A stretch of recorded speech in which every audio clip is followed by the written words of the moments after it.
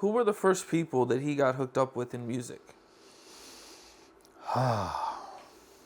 Well, I don't know who he affiliated with in New York. I'm sure it's been chronicled. Maybe, people know. I don't know. But I remember as MC New York, he came out to Marin City and he got with Clark Gable and the One Nation MCs. And those guys were doing music. But he had heard of some cats in Petaluma and Santa Rosa named Strictly Dope. And one of the leaders of the band or the group was Ray Love. And also there was a woman named Leila Steinberg. Leila Steinberg was doing shows and she kind of knew everybody that came through town. She knew all the arts and anybody who was anybody doing music and coming through Santa Rosa, she knew. And we had heard about her and she was managing Ray Love and Strictly Dope at the time. So there was a quest to get to meet her. And Tupac finally met her.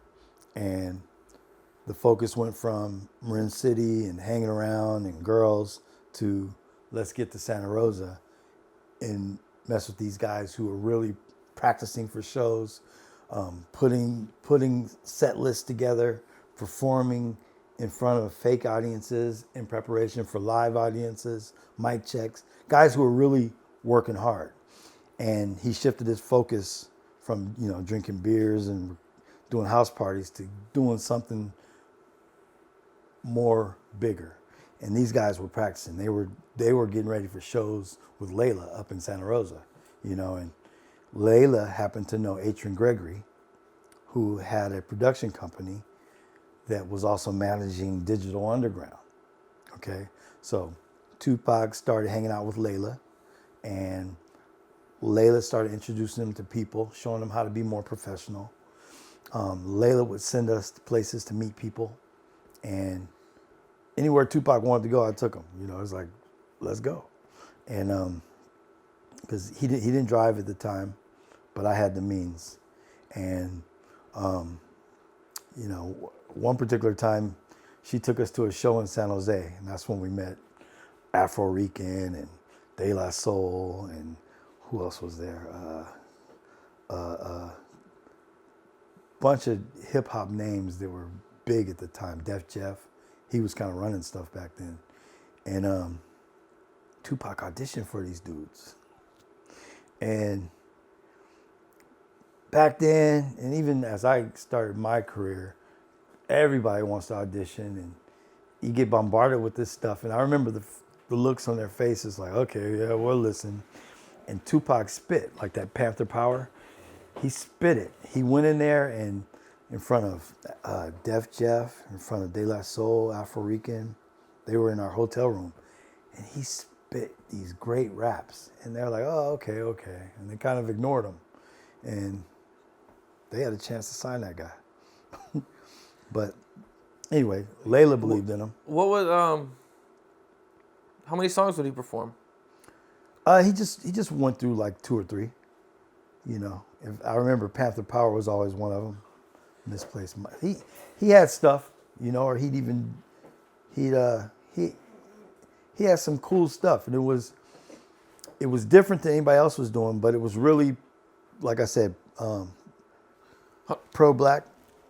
Did any of them seem interested in Tupac? They seemed like when we were auditioning for Def Jeff and Afro Rican, De La Soul, a couple other cats that performed at that show in San Jose, it seemed like they were doing their packaged care. Like I've seen it before because I've done it, where you're hyped up on it, like this is the greatest thing I'm hearing, but you hear that they get tapes every day.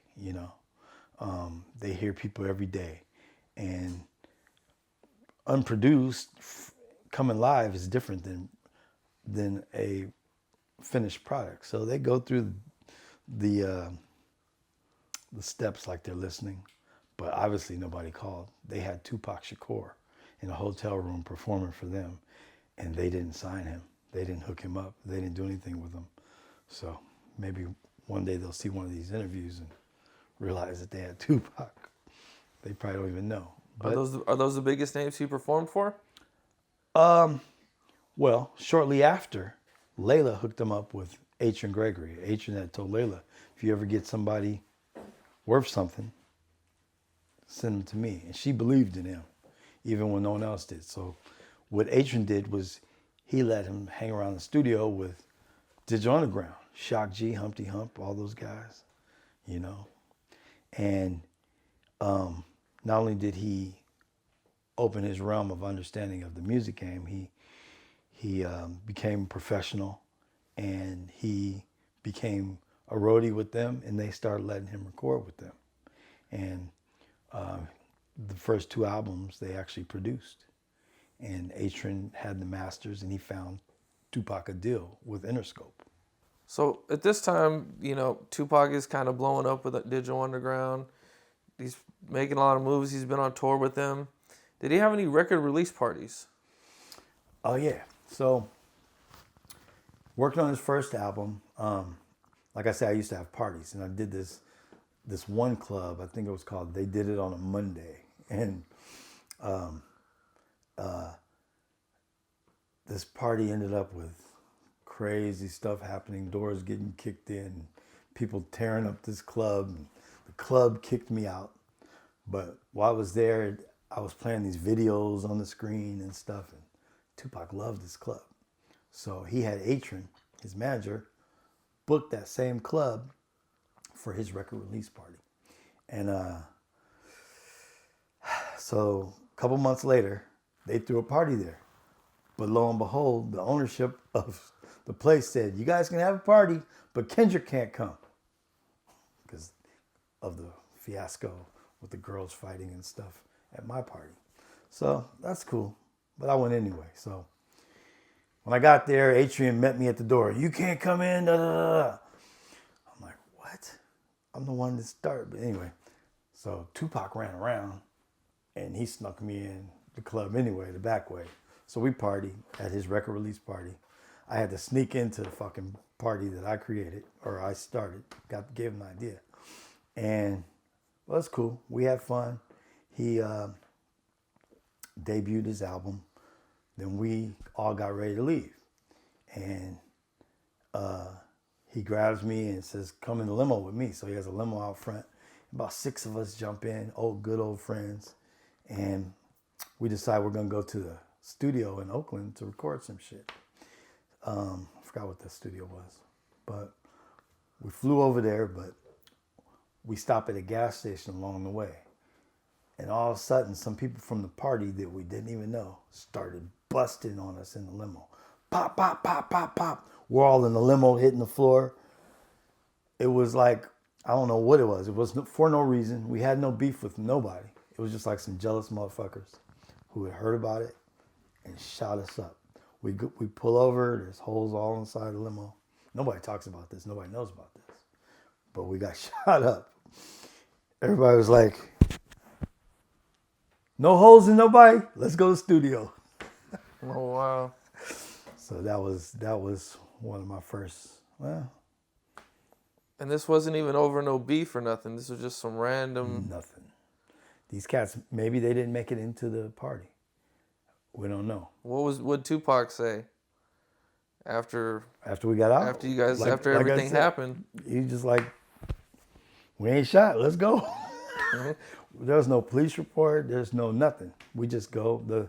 I don't know whose limo it was. I don't know who paid for the damage, but none of us got hit. What kind of songs you guys record that night? Somebody else was in the studio that night, and we couldn't bogart the session. It was somebody who was bigger at the time, like Spice One or somebody, and so we just hung out. People drank a little bit. Nothing was recorded. So at this time, Tupac is kind of blowing up. He's working on his own project through Digital Underground. Yeah. They're helping him out. Yeah, he's dropped his first albums. And you were there when he wrote Brenda's Got a Baby.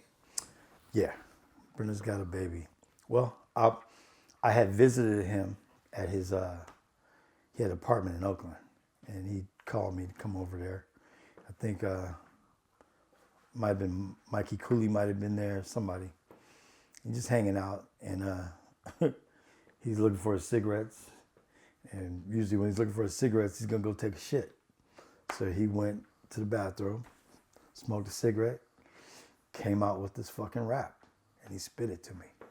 So he wrote Brenda's Got a Baby like in a half hour, between shitting and smoking a cigarette, and it was a hit. Classic. And he spit that shit. I think I was one of the first ears to hear it, before the music. And when did you guys go? Did he record it that night? Or right then and there? He recorded it with the next day or two. He might have recorded that day because he recorded fast like that, especially at the end. He recorded fast. Back then, he had to think about it, bring his rap book, and go to the studio when they booked. When you're not the head dude, you got to wait for midnight sessions. Like Starlight Studio used to be midnight. Like we'd book out from 12 at night till like 8 in the morning. So he'd wait for his time, and then he'd put it down. He put out a whole bunch of songs at once.